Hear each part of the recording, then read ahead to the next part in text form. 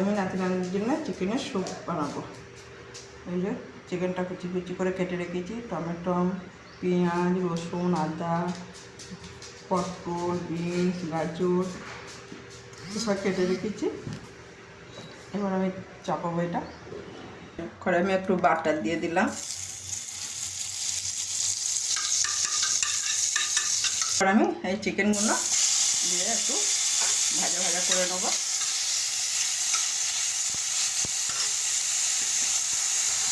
সামান্য পরিমাণে একটু সাদা তেল দিয়ে দিলাম, বাচ্চারা খাবে তো। এই সাদা তেলটা আমাদের খাওয়া খুব উপকার, সর্ষে তেলে খেতে সাদা তেলটা ভালো। দেখুন এটা একটু ভাজা ভাজা হয়ে গেছে। এবার আমি আদা কুচি, বিনস, গাজর, পেঁয়াজ এই সবগুলো দিয়ে দিলাম। আমি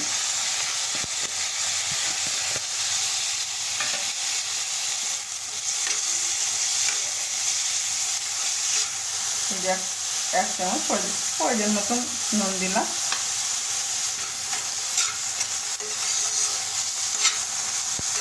এবার আমি টমেটো কুচিগুলো দিয়ে দিলাম।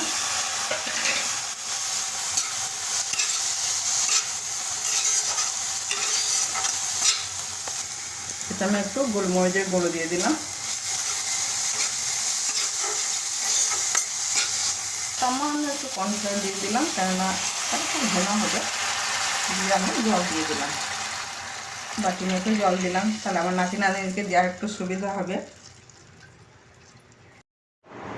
এই যে আমার হয়ে গেছে, স্যুপ বানানো হয়ে গেছে, নাতি নাতনিরা খাবে। এবার নামিয়ে দেবো। স্যুপ রান্না হয়ে গেছে, দেখুন। এবার নাতি নাতনিকে খেতে দেবো, খাওয়াবো। ভালো লাগলে তাড়াতাড়ি করে এরকম করে নেবেন, তাড়াতাড়ি হয়ে যাবে বাচ্চাদের খাওয়ানোর জন্য। ভালো লাগলে লাইক কমেন্ট করবেন।